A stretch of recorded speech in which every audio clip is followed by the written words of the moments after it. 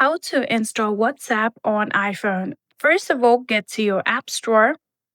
And then from here, tap on the search icon right here. Then we'll get to the search page just like this. Then from here, tap on the search bar right here. Start typing WhatsApp. Simply search for WhatsApp. Then you'll see WhatsApp right here. Tap on it. And in here, currently, you can see I have a cloud-like icon because I have previously installed this application on my phone. If you haven't installed it yet on your phone, you'll get a get icon. All you need to do is tap on it. Then this will require you your Face ID, Touch ID, or the password of your Apple ID. Just do that, and then the installation process will begin.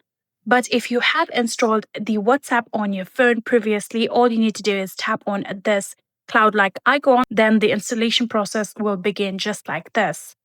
Wait for a few minutes, and within few minutes, your WhatsApp will successfully be installed on your phone. Just like this, here you can see after the installation, you'll get a open button. All you need to do is tap on it in order to open your WhatsApp. And that is it. I hope this video was helpful to you guys. If it was, please do not forget to hit that subscribe button and like our video. Thank you so much for watching. See you in the next.